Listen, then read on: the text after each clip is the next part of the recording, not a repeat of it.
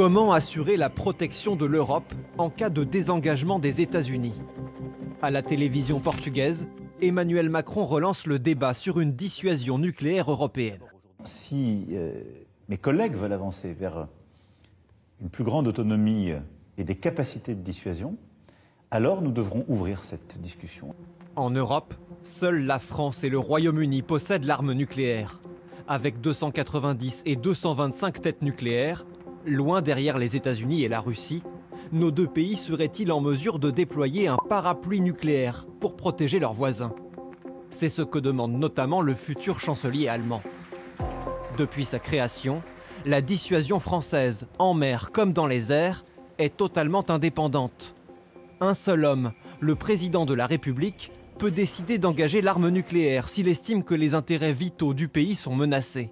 Alors Emmanuel Macron pourrait-il accepter de partager ce pouvoir? Non, il n'y a aujourd'hui aucune volonté de partage de l'arme nucléaire, mais ça peut prendre déjà la forme d'un engagement oral, voire écrit du président de la République, ce qui voudrait dire que le président français est prêt à engager des armes nucléaires françaises, ou en tout cas un dialogue dissuasif pour protéger d'autres pays que la France. Quid du Royaume-Uni? Sur le papier, il est tout aussi indépendant que la France. C'est le Premier ministre britannique qui décide d'appuyer sur le bouton rouge. Mais en pratique, les missiles Trident qui arment les sous-marins britanniques sont achetés aux Américains. Leur maintenance est faite aux États-Unis. Une dépendance technique qui pourrait empêcher Londres d'agir sans l'aval de Washington. Général Vincent Desportes, votre point de vue sur cette idée de peut-être étendre le parapluie nucléaire français? Alors c'est un sujet qui est très compliqué, mais qui devra être traité. On ne peut pas envisager d'autonomie de défense européenne sans une dissuasion européenne. Ça, c'est pas tout de suite. Mais face à des États-Unis qui nous auront probablement lâchés, face à une Russie qui sera agressive, face à une Chine largement armée, il faudra bien que l'Europe possède une dissuasion nucléaire. Il n'y aura pas de choix. Ça, c'est un problème à terme. Aujourd'hui, est-ce que dans les années qui viennent, dans les quelques mois qui viennent, on peut dire, au fond, nous allons défendre avec nos armes nucléaires l'intégralité de l'Europe? Alors, c'est un problème très compliqué parce que, imaginons que ces chars russes rentrent en Pologne ou dans les pays baltes. Si nous tirons au nucléaire, ce n'est pas les pays baltes qui vont être détruits par une arme nucléaire. C'est vous, ici, là, ici, à Paris. Et donc, c'est extrêmement compliqué. C'est-à-dire que si on décide effectivement d'élargir le parapluie à l'intégralité de l'Europe, il faut bien comprendre que c'est les citoyens français qui qui souffriront très directement de cette mise en œuvre. On va les frapper, on va raser Paris. Nous, on rase Moscou, eux, ils rasent Paris. C'est normal. Donc, on voit bien que ça pose un problème absolument considérable. Moi, je ne suis pas apte à le traiter, mais il y a un problème moral, il y a un problème politique, il y a un problème même de légitimité du président français à engager la vie des citoyens français pour Vilnius. C'est pas absolument évident. L'aurait-on fait pour Danzig? Ça n'est pas sûr. On le sait bien. Et donc, il y a un vrai problème. C'est bien pour ça que le président que Charles de Gaulle avait décidé d'avoir une arme nucléaire. Parce il pensait que jamais, et moi je pense toujours, c'est toujours vrai, que jamais les États-Unis n'accepteraient de voir Washington, San Francisco et New York détruits pour aller défendre Bonn ou Londres. Et donc, il est clair aussi que les autres pays se demanderont est-ce qu'à la fin, quand il faudra le faire, le président français le fera. Donc on voit qu'on a un problème qui est considérable, mais qu'il faudra régler. Joséphine Staran, sur cette question de la dissuasion nucléaire. Oui, ce que disait le général est vraiment clé parce que on peut parler des considérations techniques, on peut parler des considérations financières, en fait, c'est tout à fait possible d'étendre le parapluie nucléaire aux pays européens, mais peut-on le faire sans avoir une discussion, un débat national poussé? C'est compliqué à envisager aujourd'hui parce que effectivement le choix d'avoir l'arme nucléaire remonte au général de Gaulle et c'était dans un contexte bien précis. Aujourd'hui, seule la France, dans le cadre de l'Union européenne, a fait ce choix-là. Tous les autres pays ont préféré faire le choix du soutien américain en imaginant que celui-ci serait indéfectible. Mais qui leur aurait dit aussi que si jamais Vladimir Poutine avait décidé d'envahir la Pologne, les États-Unis, même sous Joe Biden, auraient quand même activé leur parapluie nucléaire. Donc, dans tous les cas, si vous n'êtes pas autonome d'un point de vue nucléaire, aujourd'hui, vous n'avez pas de dissuasion suffisante. C'est le cas de l'Ukraine. Vladimir Poutine aurait-il envahi l'Ukraine?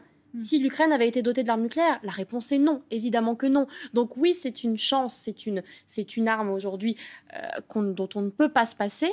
Peut-on la partager dans les faits ?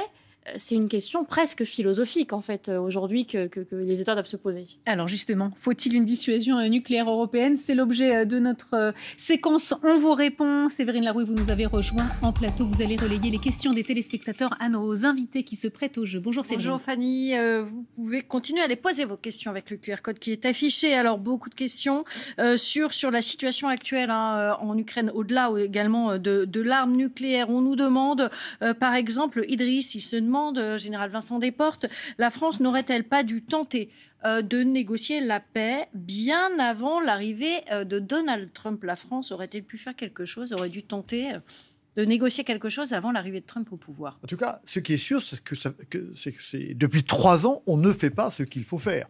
Je reprends la question de Tusk, qui dit comment se fait-il que 500 millions de citoyens demandent à un pays de 300 millions de citoyens de les protéger contre un pays qui en fait 140. On voit bien que là, comme diraient les Américains et le disait Trump, we screwed up. On n'a pas été bon, donc il aurait fallu faire autrement. Et moi, je pense qu'on a largement raté les pourparlers de paix qui avaient commencé en Turquie au mois de mars et qui étaient très près de déboucher. Probablement, on arrivera à peu près au même résultat, mais avec 800 000 morts en plus. Alors, Joséphine Staron, Théo, lui, il nous parle de la Hongrie. Il se demande quelle est la position de Viktor Orban entre l'Union européenne et Vladimir Poutine. Dans quelle mesure la Hongrie peut-elle entraver la mise en œuvre d'une politique commune et cohérente au sein de l'Union européenne ? Alors, Viktor Orban, il n'a jamais caché son refus de soutenir militairement l'Ukraine depuis l'invasion russe. Donc, il s'est au mieux abstenu, au pire, il a voté contre la plupart des décisions européennes, notamment les sanctions.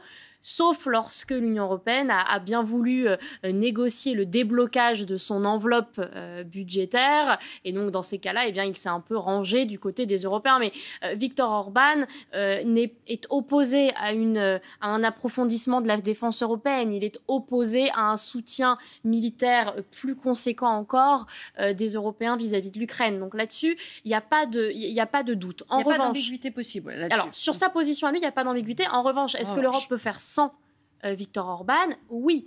Sur la question de la défense, il y a ce qu'on appelle les coopérations structurelles renforcées qui sont prévues dans le traité de Lisbonne, qui permettent à des États européens et non européens d'ailleurs, d'approfondir certaines politiques, notamment en matière de défense. C'est pour ça qu'on peut faire appel au Canada ou au Royaume-Uni, par exemple. Donc, il y a des leviers possibles. La seule difficulté, c'est si on a un emprunt européen demain au nom des 27, donc négocié par l'Union européenne pour financer la défense, là, il faudra l'accord de la Hongrie. Stanislas, il nous demande, puisque c'était le thème de cette séquence, on vous répond, pourquoi n'aide-t-on pas l'Ukraine à avoir un arsenal nucléaire, Général Vincent Desportes ? Écoutez, nous nous battons depuis très longtemps pour la non-prolifération.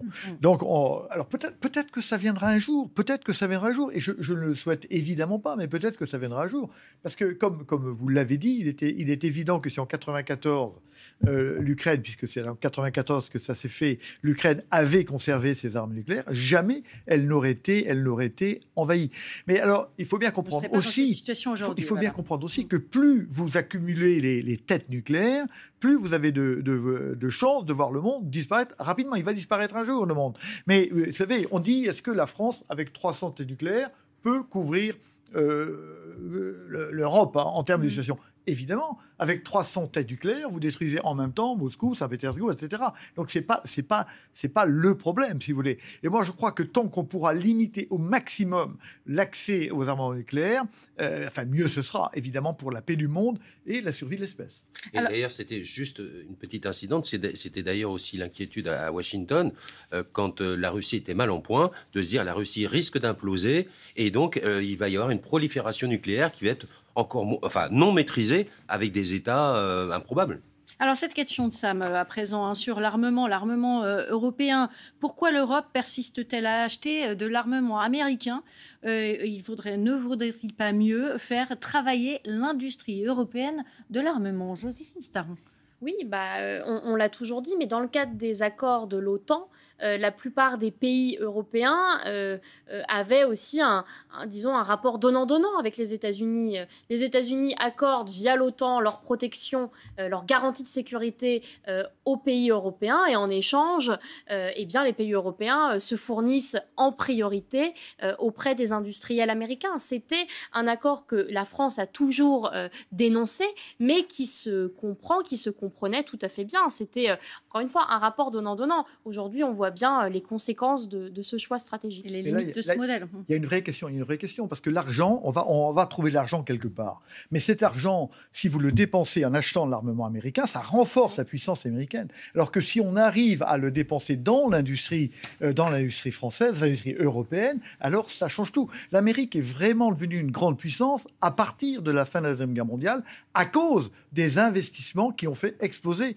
l'économie américaine. Et on voit bien que si on arrive cet argent à le dépenser chez nous, alors c'est un véritable plus pour l'économie européenne, et française en particulier, puisque nous sommes très bons en armement. Et on avait une question de Guillaume là-dessus, à ce sujet-là, mais on a terminé cette séquence. On vous répond, c'était sur les citoyens européens qui auraient pu investir dans des bons de défense européens. Eh bien, on y reviendra dans une prochaine émission, puisque là, je vous rappelle que on va reparler de ça, et puis dans 10 minutes, on va suivre le débat qui a lieu en direct à l'Assemblée nationale sur cette question de la guerre en Ukraine, sur cette question de la défense européenne. On se retrouve dans quelques instants. Merci beaucoup au général Vincent Desportes d'avoir été avec nous cet après-midi. Merci Joséphine Staron, merci aussi Hugues Huette, notre spécialiste des questions internationales. Et merci Séverine d'avoir relayé les questions des téléspectateurs qui sont nombreuses, et on y reviendra bien évidemment dans nos prochaines émissions.